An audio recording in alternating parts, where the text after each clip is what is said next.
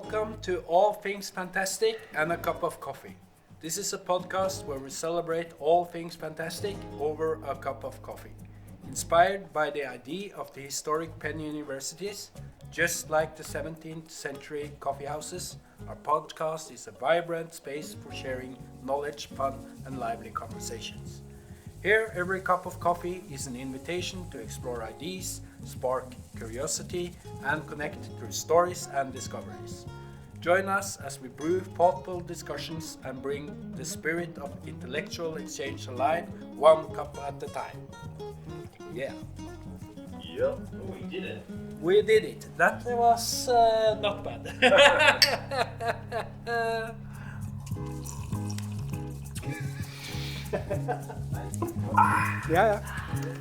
Yeah, I'm ready. Nice. Okay, so welcome to All Things Fantastic and a Cup of Coffee. Your name is Håkon Mustafa, Yes. and you're an actor. So just give me a short introduction of who you are and where you are, and we'll take it from there. Yeah, well, my name is Håkon Mustafa, Oktokur, Smestad. You can call me Håkon, it's fine. I am an actor. I've trained in Verdal, the world's navel, and Copenhagen, and did my master's in Shakespeare in London. And worked a lot in Norway, here at Trondheim Theatre and National Scene in Bergen, and around here and there, Australia, New Zealand. But yeah, now I'm back in Trondheim, for now at least. Yeah. Having a coffee with Having me. a coffee with you. So let's start with that. Yeah, I think it's a good. What is coffee for you?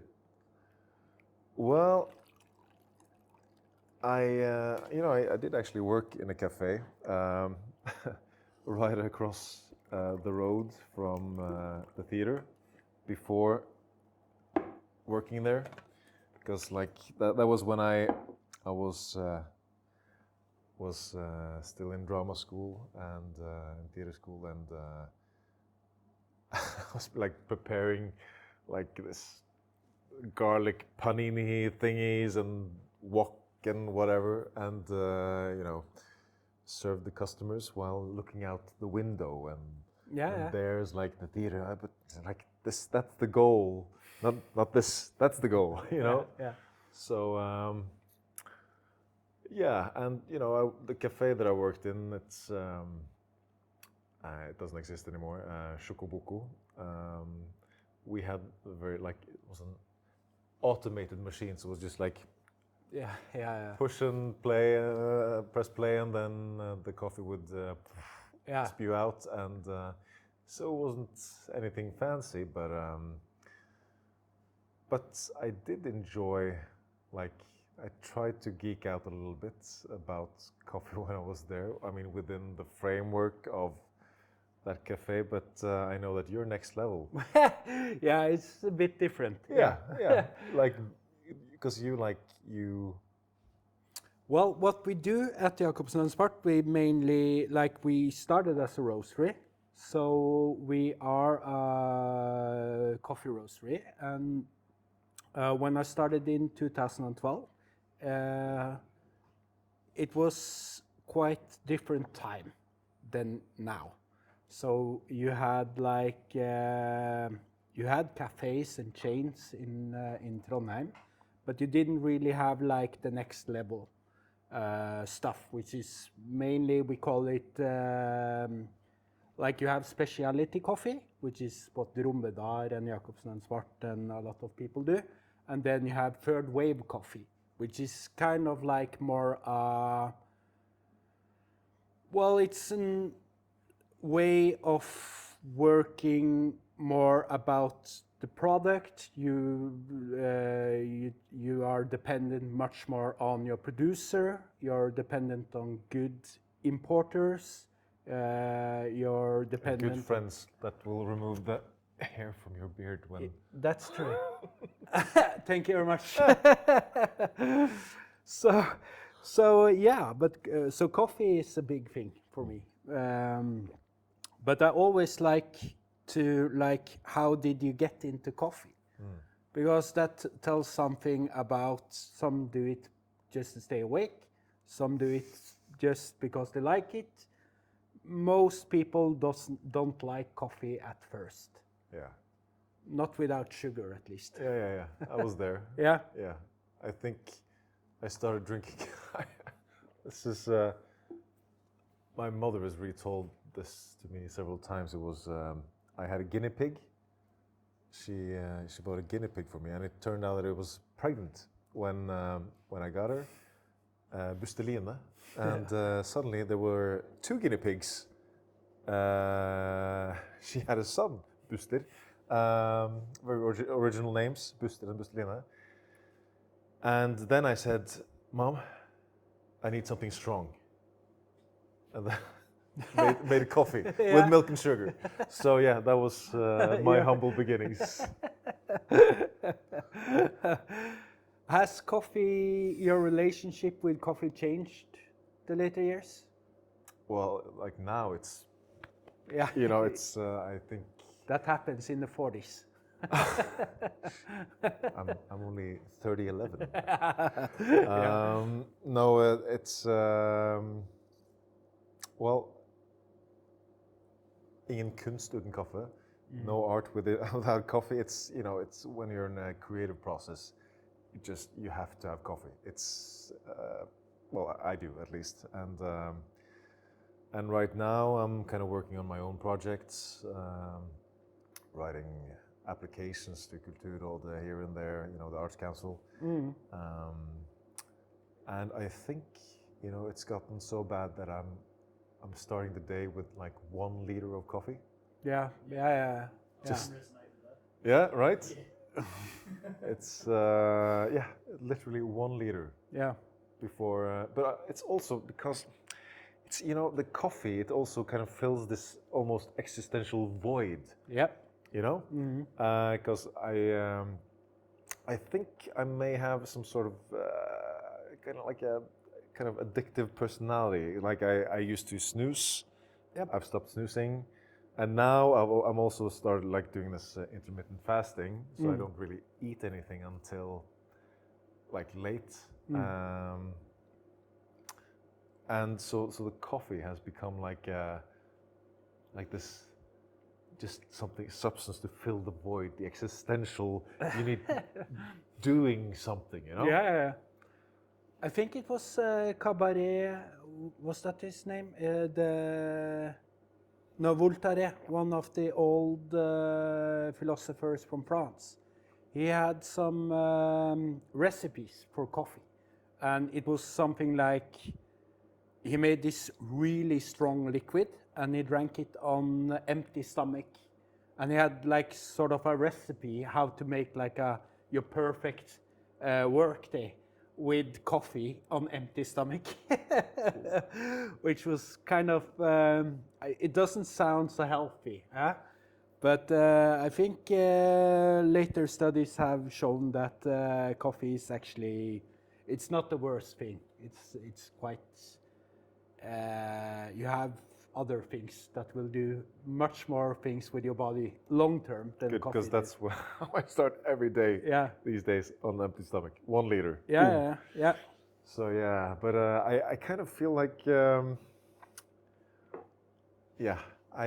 I feel like I should cut down actually. Like Yeah. Maybe go for quality instead of quantity. Yeah.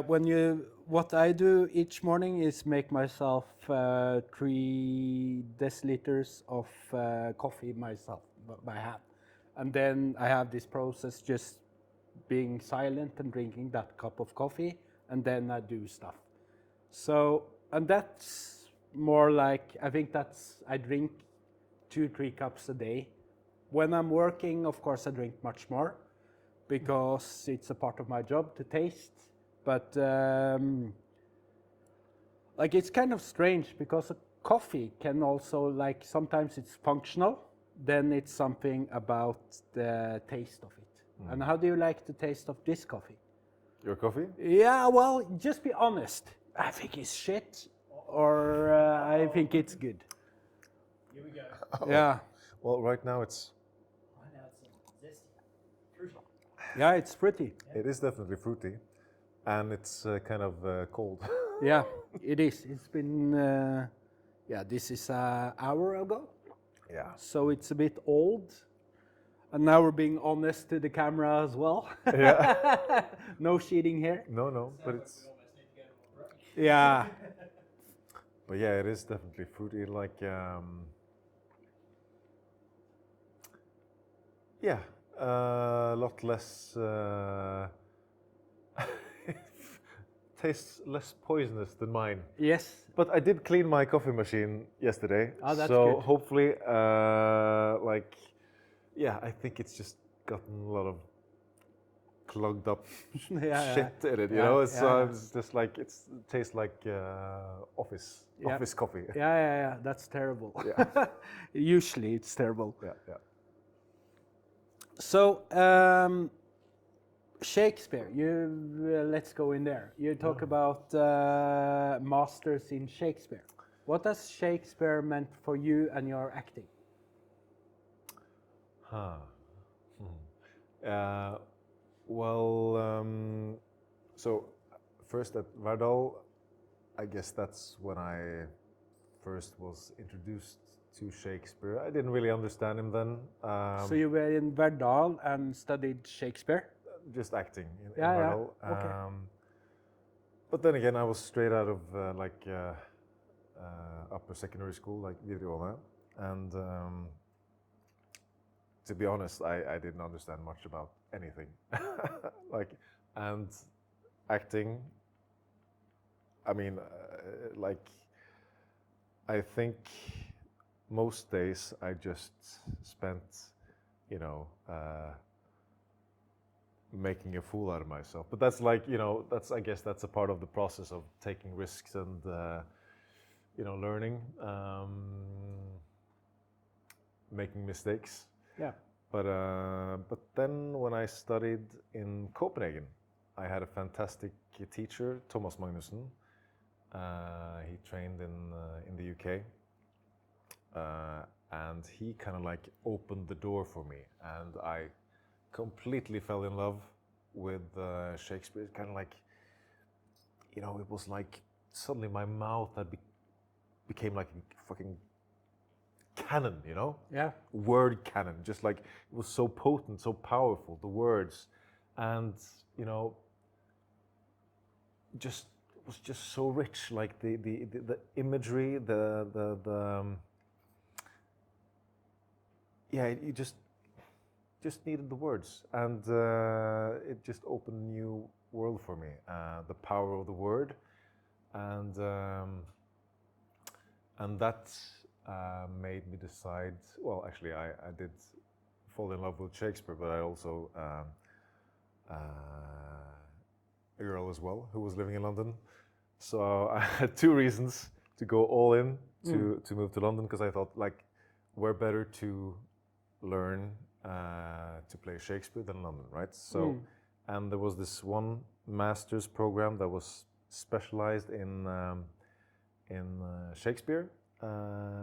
So I went all in. I hired my Shakespeare teacher from Copenhagen, 6 weeks, paid out of my own pocket to help me, and I got in, and then, you know, that's become like my, well, it's like, I think it's the one thing that I can, with any confidence, say that I know this is my thing. Yeah. You discovered something. Yeah, and I've been very fortunate to be able to play some great parts, and in some wonderful Shakespearean productions. Like even like one of the greatest experiences was at a theater called Pop-Up Globe in New Zealand. That also popped up in first in Auckland and then in Melbourne. and I think we played for like 250,000 people, like the first couple of years that the theater was open, and yeah, it was just a wonderful place. I mean, and Shakespeare never made so much sense as when you work in that space, because it was written for that space, and just the relationship between the actor, the space, and the audience, it just unlocked another room and an even bigger love for Shakespeare. And so yeah, that's, I guess, if I had to pick one passion, that's it. You mentioned that words got more potent after you read Shakespeare. Like how did it become more potent? Was it the language it was written in, or was it like the idea, the landscape, the bubble of Shakespeare? Well, both, I guess, because like the imagery of Shakespeare, I mean, when you have the key to play Shakespeare, it's like the easiest thing. You just have to ride the thoughts, ride the words, you know, because it's so well written, and like, and the words also, like the so this may be a bit nerdy here, but like just the vowels, the consonants, like in Coriolanus, you common cry of curs, whose breath it just slashes you, you know. Yeah. And in Romeo and Juliet, oh, Romeo, Romeo, wherefore art thou Romeo? You know, it just rides the vowels, and it's just so beautifully written that like everything you need, you find in the words, you know. And so in the Coriolanus example, you know, it's kind of slashing with his words. It's active. The words are active, and the actions come out of the words, you know, the thoughts.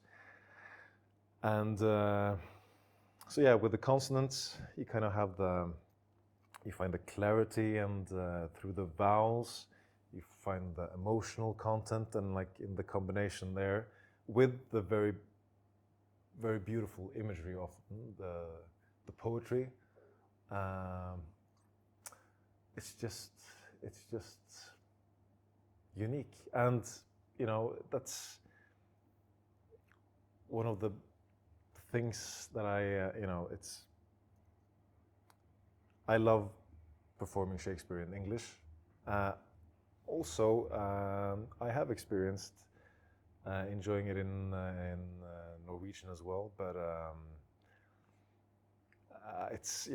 there's a lot that gets lost in the translations, with the exception of one guy, in my experience, and that's actually a guy who translates only to Sparbumor, which is very Okay, that's a very strange. It's just like dialect yeah. in Norwegian. Yeah. So he's like the closest thing that I've experienced to the richness of of Shakespeare's words in a Norwegian context. Hans Magnus Ystgaard, brilliant. And you know, we have a theater here that plays Hans Magnus Ystgaard's texts exclusively. Like, well, when we do Shakespeare, Rabarbrateatret, every summer in Bakklandet. Yeah. So you know, it's getting old, but one of our frequent directors, Øyvind Brandtzæg, he's like been pushing for him to translate as much as possible, which is great, because you know, it's. Does Shakespeare need its own language? What do you mean? Yeah, so because Shakespeare is quite famous for how he put together the words in the sentence and the piece, like, and then there's the roles, yeah? So which roles have you been participating or acting in? You probably had several. Yeah, it's been quite a few. What do you remember best? Well, my definitely my favorite part was Iago.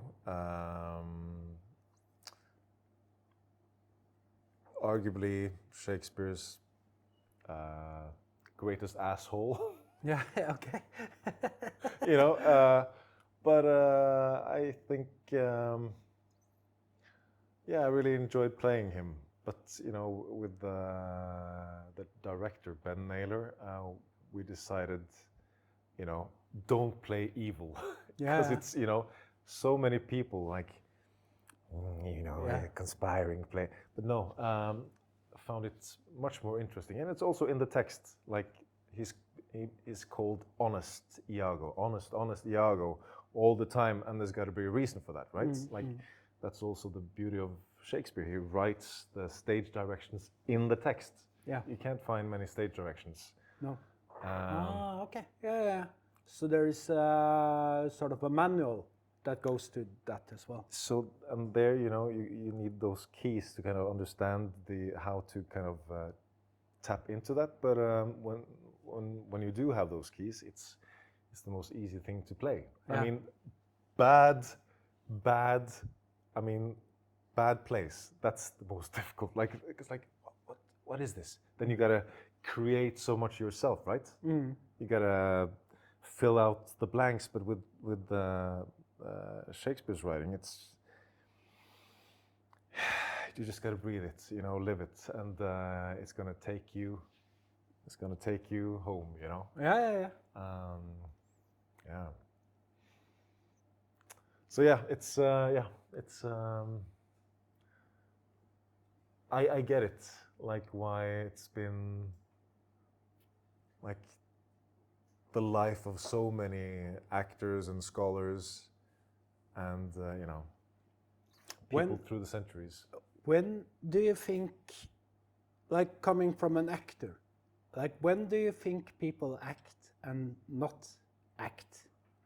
Do you see that there's a difference, or because does it, like when you're an actor, you have to go into a role, right? And when you go into that role, you have to change, yeah, probably some of your beliefs, open up some doors. And then that creativity or that space, that gives you access to new ideas. How do you handle, like, that's a very difficult question, how do you handle that? But because that's probably relevant to the situation you're in. But how about, has it changed anything, or how you see people, or how you perceive mass media, or how you look at videos or movies, or?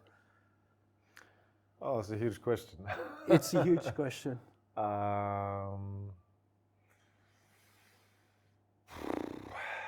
I guess I gotta start somewhere. Well, I think to answer part of the question, like if it's given access to, if I view people in another way, I guess. Well, I guess like when you work in the theater and you know, study in drama school, you kind of. I mean, when I was living in Bergen, my dearest friends were all psychology students. Yep. And it's, I mean, I found that a lot of what we do, what we learn, you know, it's about the same stuff, same shit, just different outcome. You know, they're kind of trying to find a language, find a way to understand the human psyche, to, I guess, understand and then relieve some you know, drama from people's lives. Yeah. But as actors, we try to understand it so we can find, you know, where where it hurts. Yeah, exactly. You know, to kind of like go the other way. So for example, I think you learn a lot about.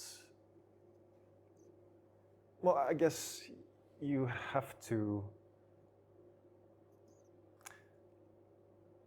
you have to tap into empathy, I guess. Understand people, like look what's behind, like if on the page you see a character that does unspeakable things, right? Or whatever, you gotta figure out why. What's the mechanism here? And you kind of gotta find the justification within yourself based on, you know, I don't know what it's like to be you, right? So I gotta use myself and use my understanding. But that's an important point, because you read it, you understand it from your perspective, and you sort of adapt what is this thing, and you have to make people react, because that's your part of the job, is to get the people involved in what you're doing. Which is quite fascinating, because it relates to art and craft, and it's something I can understand a bit. And then it's also this, like, how do you, when you go into acting, you have to be this disgusting, nasty person, and then you have to justify that, right? And then you have to play that part, and you have to make some choices along that way, and then you have to probably check out your values as well. So it's a it's more a process, I think. Have you been doing anything like you've been in a role where you had to do extreme things, like hanging upside down, something like that? Yeah, well, yes. Funny you should mention that. Yeah. Yes, I have been like the final scene of a play. I was sort of crucified and elevated 10 meters up through a hole in the ceiling before taking the applause, where I jumped out of hell, you know, and danced the jig with the pyro and everything. That was one of those instances. But another time, actually, I did a play in London some years ago. It was about. Have you heard about the Maidan movement? No. It was like the movement in Ukraine when just before Russia invaded Crimea in 2013, 14. And so we did a documentary play about that movement. So it was based on interviews, etc. And I actually had to play a real guy that was like stripped naked, and he was like out in winter. You know, the play began with me standing there butt naked. Oh shit! Just being humiliated by some military guys, right? Yeah. And if that wasn't enough, I mean, because like, okay, you know, still there's a part of you that's like, okay, this is a part, and like there's also a part like, oh, this is actually really uncomfortable. Yeah, absolutely. And just to add to that, like when the audience came in, some people kind of just, instead of walking to their seats, they kind of walked out on stage and kind of like joined the the other characters that were already humiliating me, and just checking out stuff, and that just added, and you know. So I had to play a real guy that had experienced this, and like worse stuff, like there was like torture and all that. That was actually quite heavy. But you know, I think it also had to do with like the way we worked. It was like sometimes you can play the most horrible things and it's just play, you know. Yeah. But I think at that show, I guess I tapped into like more some more personal stuff, which made it a more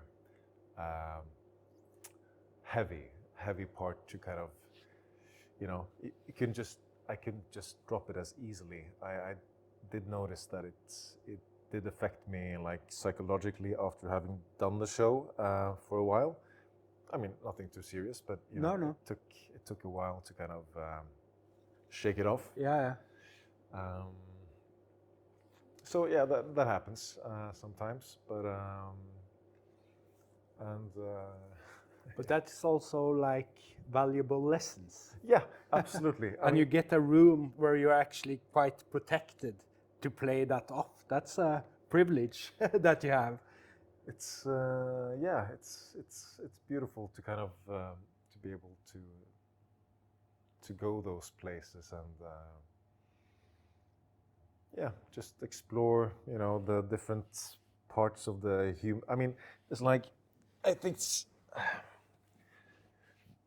I can't remember who said this, but it's in a normal life we learn that there are maybe a few handful of highlights throughout life, like you're born, first day at school, your last day at school, Konfirmasjon. confirmation, you get kissed, first kiss,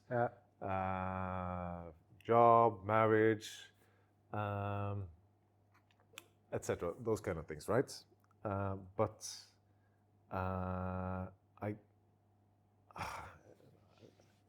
annoying that I can't remember who said it, but as an actor, you need to kind of tap into all of those moments all of the time on stage, because it's like pearls on a string, like all gold moments from moment to moment to moment to moment. And one of the great things I think sometimes when you work from that place, because you are your own instrument, right? So you can't really access anything on stage without being able to access it as yourself, right? So, but it also goes the other way. So if you kind of manage to tap into something like truly being in the moment on stage, it can also kind of sit into your own life. And I remember like when I got drilled at drama school, like stay in the moment, in the moment, in the moment. I noticed that I started looking at the world in a different way, like noticing more things, more details, more richness in the world. And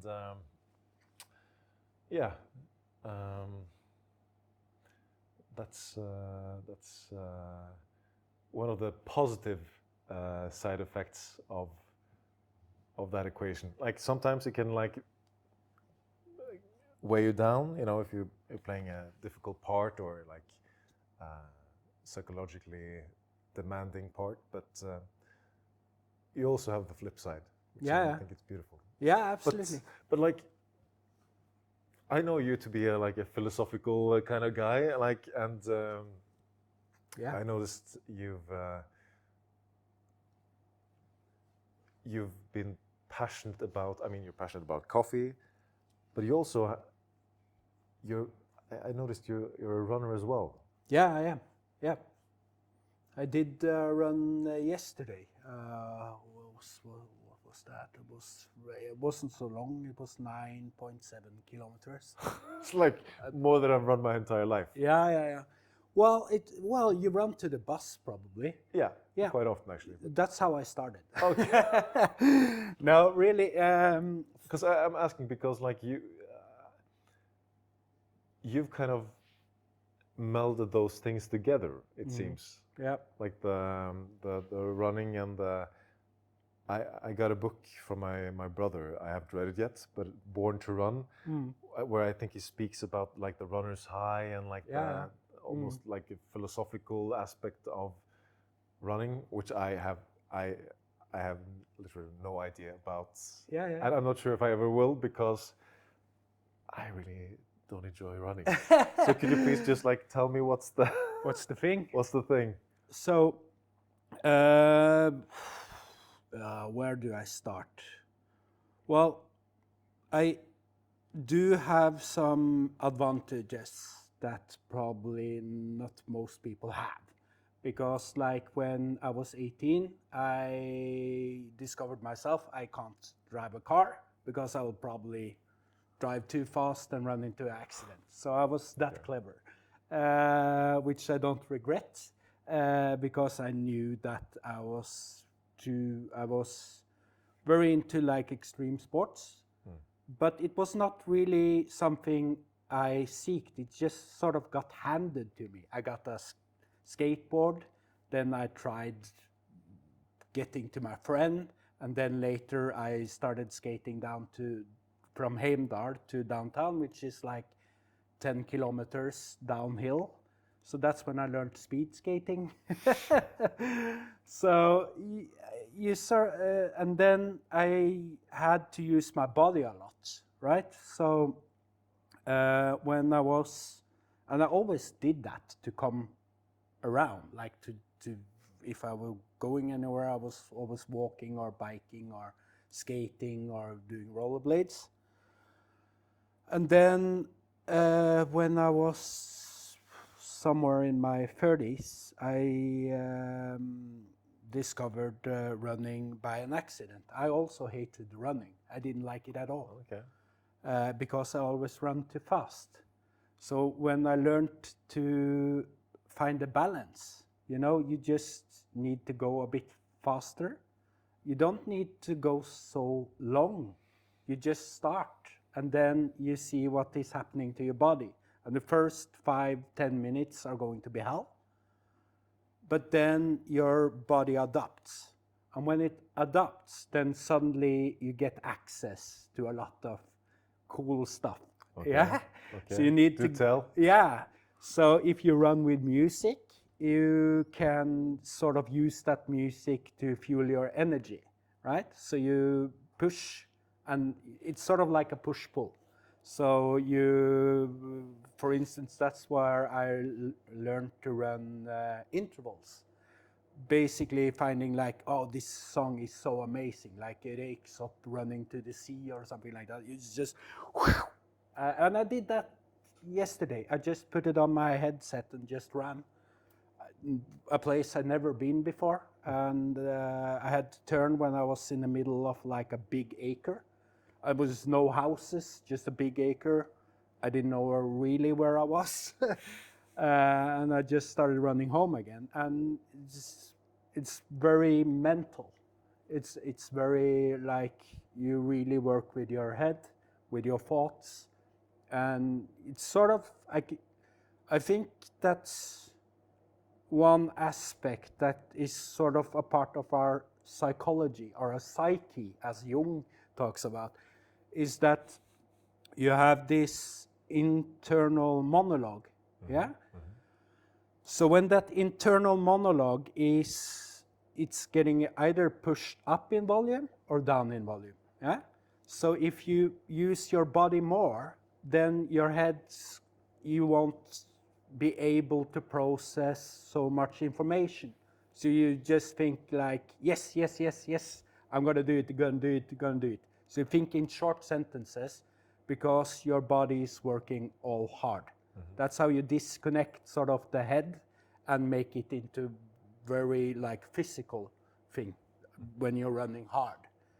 But then you have the other aspect, which is more like taking your time and just basically feel your body, listening to a podcast, maybe some really smooth music, and just basically it's more about listening, not only to the podcast or the music, but also listening to your body, what's going on.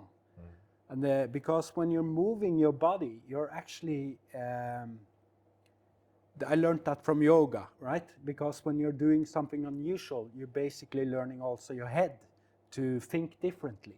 There was a book I wrote about, I read, which was really about music and neurology. And he learned music basically by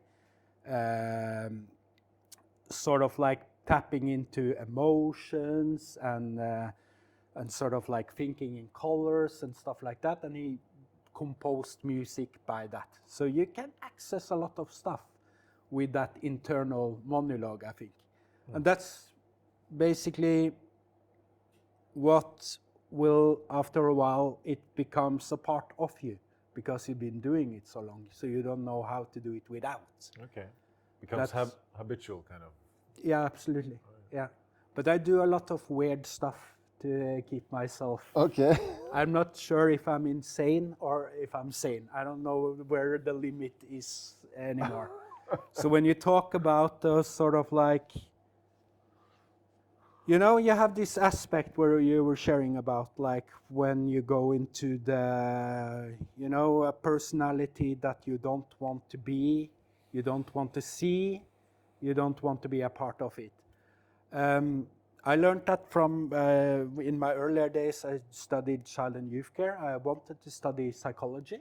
So I read about Jung and some alternative psychology, and then I also got like scholar books, like basically on secondary bookshops. And I started to read about that. And at that time, I was listening to a bit more dark music. I was into like rock music, more hard alternative music. So it gave me access to this what is good, what is bad. There is a quite substantial experiment that we still talk about, which happened in, I think it was the 70s. It was the Stanford prison experiment. That's a part, that book, and there's also the book about But this. for anyone not knowing what the Stanford experiment is. Yeah, so you had psychology classes, and you divided up in two parts. It was Team A and and Team B. The one part was going to be prisoners. The other part was going to be guards. There was literally no more rules than that. And after, I think it took like 2-3 days, they were almost killing each other. So what happened was basically when people get an order without instructions, they might not do it as well. And that's the part of that experiment which is a puzzle, yeah? Because there is something about there's two sides of the coin. There's two stories. They got a mission, and some of them were prison guards, and they took that role too seriously. So in a part of where it actually was an act, it suddenly becomes a reality. And those are hard to define, because your mind is also reality, because it's a construct of the reality that is happening for you or for you. Yeah, so that's quite, I went into that deep and read some really interesting books about sort of like, yeah, Nietzsche, what is God is dead, sort of that philosophy. Viktor Frankl, like what he wrote from Auschwitz. So this is quite dark stuff. But then I discovered what changed it all, because at that part of my life I was in a quite, it was frustrating as well, because like, how can you be born into an evil world? Like, that didn't matter, like it didn't make sense to me. Like, so I had to sort of like work my own puzzle to get answers to my own questions, which led me into Buddhism. And then I discovered this guy called Thich Nhat Hanh. He's a Vietnamese monk. And he said something about all the shit needs to get into the soil. And from the soil grows beautiful flowers or plants or whatever you need. And that's a very human aspect. I think that is really like, because if you're on the good side or the bad side. Well, in politics, those are a part of the same truth. But if you go above that, then you see basically if your intentions and if you're being honest about why you're doing what you're doing, then you're tapping into that nobody is evil. There's nobody sitting in an office just want to shut the world down and nuke it all. There's nobody, not even the worst enemies of the world. Because destruction is mainly systems collapsing in this world.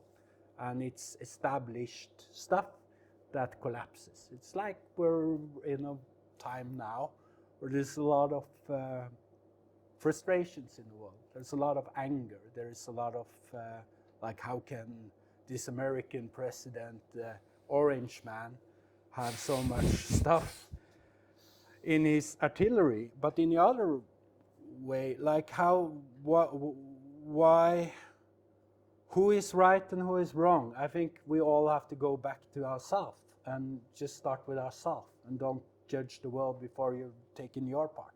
I think it starts with responsibility. That's interesting, like just tying it together with the world where I come from. It's in the acting. It's no one wants to play the bad guy in their own story, right? It's like, and that's also the same approach with any character. Like if you play a villain, I mean, you're screwed. If you think of your character as the villain, you're in trouble. You gotta find like the justifications. Why am I doing this? Why am I killing? Why am I, beating my wife? Why am I, this or that? You gotta find your justification. Difficult as it may be, but like, imagine, like, what would it take? Like, this is a very personal, like, private question, but like, what would it take for me to murder someone, right? Mm-hmm. And like, I think at first glance, you'd say, no, I would never do that, right? I would never do that. I'm a good person. But what if me or you, anyone who defines themselves as a good person, what would it take for you to actually murder someone? Like, at first, no, it's not a chance. Okay? If someone, I don't know, raped your sister, would that be enough? Okay, what about your family? Rest of the family? Murder them, torture them. I mean, where does the list go for you? Like, how bad would it have, I mean, in your imagination, how bad would it have to be? I think,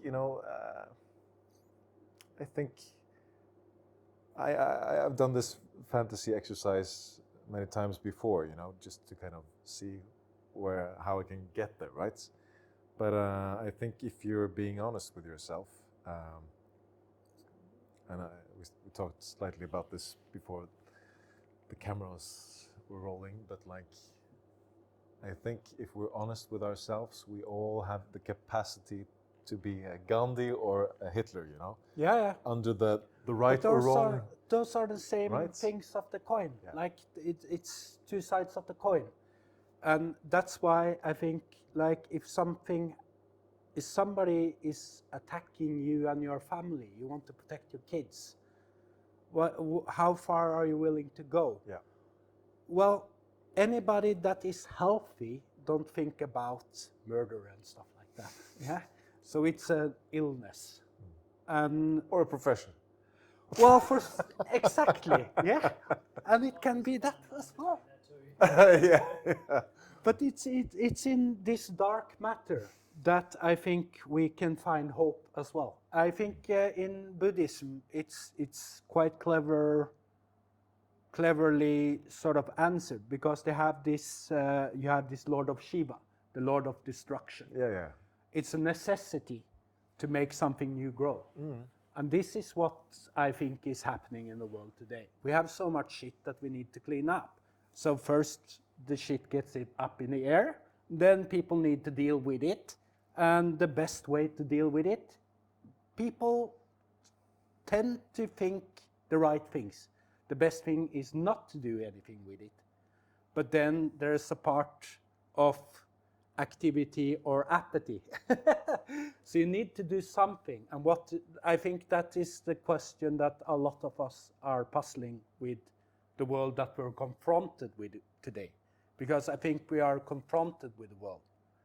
I don't think anybody wants it to be like it is right now. We have war in Europe, we have a lot of dark shit.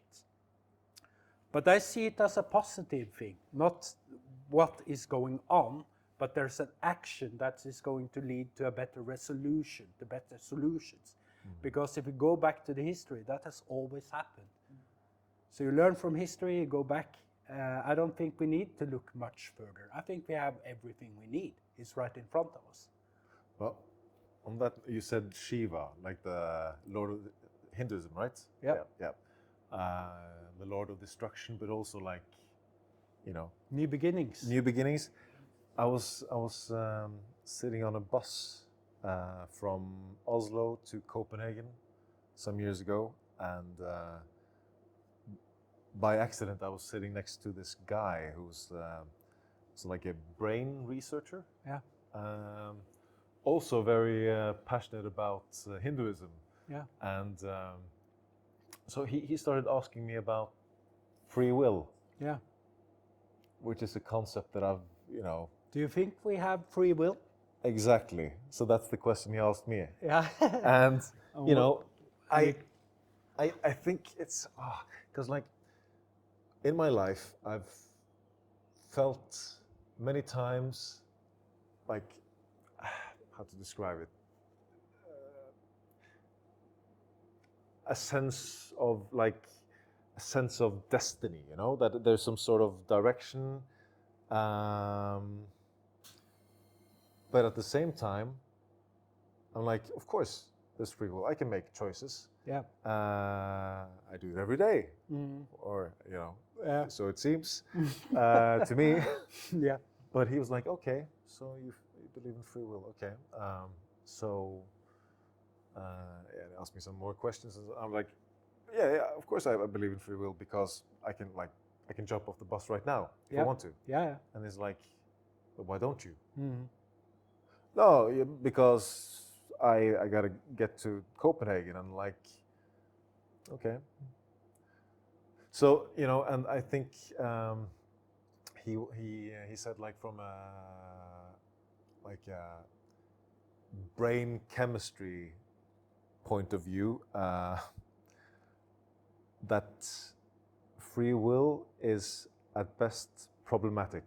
He said, because like the chemistry of your brain today is based on the chemistry of yesterday, of last week, of last month, of last year, all the way back to, you know, from when you were born, before that even. Like, so he said, like, if you had a machine that was powerful enough to kind of calculate all those variables of your, you know, brain chemistry, and like,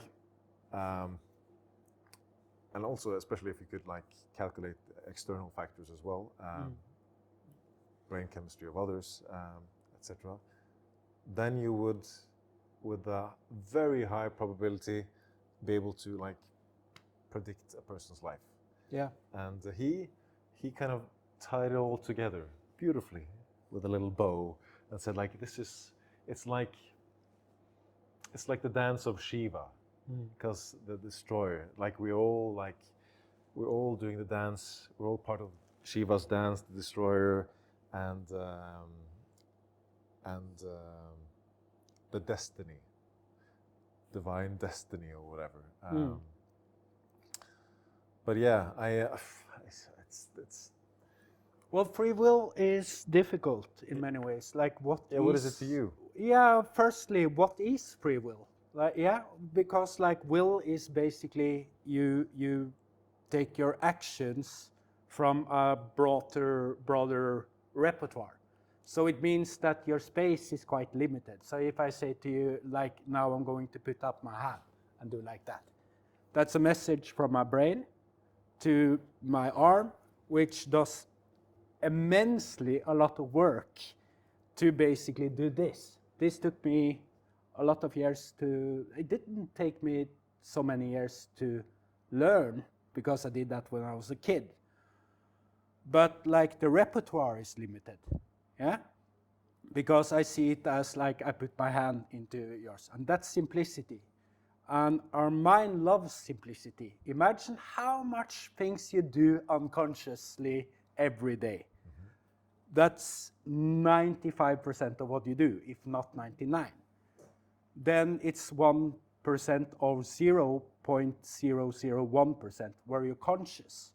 So, but you have to be conscious to do that with free will, yeah? So free will is sort of like a conscious choice, but it's also non-conscious. So it's a bipolarity there, yeah? That's where I think things can become very complicated. So we need to, instead of going into the chaos, because here it's on this level of the conversation, I think there's too much noise. There's too much perspectives on how you can see things. But if you go into the broader perspective, if you lift it up, then you'll see basically what we're doing, what the humans are doing, is basically trying to entertain ourselves with something. Because what is not entertaining? Because we do that all the time. Existential coffee. Yes. But then again, yeah, and I think like free will is, yeah, you have it in a certain level, you do have it. But what in the other side of the coin is also about we don't have it, but it's also good. When you're driving a car, you don't see all the cars, all the people that is crossing you, but you still manage to not get in their way. That's quite, if you look at it from like, look at it from this perspective. All that you have is here in Trondheim at the moment. And then we lift it up to Norway, and then we lift it up to Europe, and then we lift it up to the world. So you have this marble of fantastic people trying to solve everyday problems. And the sun goes down, the moon goes up, the moon goes down, the sun goes up. And they're in sync. Then around us is basically just black space. We don't know shit about. We have no idea how big it is, how vast. We have only just touched the surface of what is around us. From that perspective, nothing really matters in the end. But then if you go back to, like, I think Buddhism is great in many ways as an attempt of science, if you look at it that way. Because what they're talking about in Zen Buddhism is emptiness. From emptiness, there must be something, right? Because you can't have emptiness if there is nothing. Do you see the difference? It can't be empty. There is no emptiness in this world. It has to be something, which means that everything we do, every action, can be defended by it was the rational thing to do at that moment. So it says something about, I think we all do our best for the community, for the places. And then you have some people that are doing shit. But I think their intention is try to save the people as well. So you have two separate things. And then you have what Buddhism says is non-violence. It has some rules. And I think that is what I'm trying to live by. It's like, for instance, no non-violence. I think non-violence is quite important. But then again, you're living in a natural order. There are animals killing each other. You have to sort of, and not every part of humanity is a great story. So you need to stand up for what is your right belief, and you need to have your values aligned, and you need to take your responsibility, even if it's just serving a cup of coffee or acting. It's all connected to this big project we're working on, I believe. So free will in that matter is it's constructed. I don't think you really have much free will, but in the other end, you do, because you're always able to go inside. You don't find it out. It's not an external thing. It's an internal thing. So free will is from the get-go an internal thing. It's not something that the society really, maybe in some ways it tries to influence you. But then again, we're trying to influence everything in some way or another, because what's communication, what is your will, and how does that fit into other people's will? That's why you're a part of the society. Does that make sense? Well, maybe not. It's just I'm going to contribute one thing here. Yes. yeah. I think we should go on a break after what I'm going to ask you, but I'm going to flow on this free will thing. So I'm going to first state the question to Håkon. With free will in acting, you're acting in this certain character, this confines, but you have to let yourself go.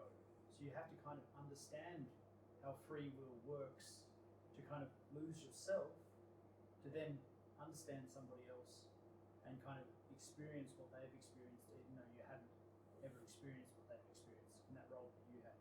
So how do you experience that, and how do you let yourself go in that kind of acting confines? So you've got that free will of creative expression, but at the same time you're confined. Yeah. How do you explore that? Well, I think the final step, letting go, is probably the most difficult bit, and the thing that it took me the longest time to learn, because I don't know, maybe it's not just me. I know many people wish to keep a sense of control, in this vast blackness of empty space. Get this, this illusion This of divine comedy. yes. Which it really is, yeah? Because then you can go back to free. What is freedom? If you ask somebody who wants a lot of money, who are in deep shit with debt, for instance, they would ask for more money, yeah? That is freedom. So when they get more money, they get more stuff, yeah? So they buy a Ferrari, a nice house, a cabin, they rent out some shit, to do a lot of stuff. They're still not happy. You see that all the time. Look at all the Hollywood actors. Yeah. It doesn't look healthy. And then you have this, what is freedom then? But I think in Buddhism, there is also like a good saying. I think there is a good psychology from Buddhism. I think that's one of the, well, maybe some of the cornerstones. And that goes back into this. What is freedom then? Yeah, when are you free? But you have to work to be free, because you need to contribute some way. Yeah. So if I'm in the cabin, for instance, in the cabin I have a small solar panel and a USB stick. That's all the electricity there is. Okay. And a couple of batteries. But that's like maybe a headlamp and a clock. Mm-hmm. So, but I still need to contribute because I need to take down some wood. I need to keep myself warm. I need some food. Then I'm reliant on other people because I can't feed myself from the land. I only have 34 meters that way and 44 meters that way. So freedom means, in some way, it's still contributing to the society. Mm-hmm. So free is not lying on in a mattress in the Pacifics with like 40 degrees sun and just having, I don't know, cocktails and having all whatever you want in your life. Because that's not really freedom. Freedom you get through work and creativity and stuff like that. I think creativity plays a major role in all this.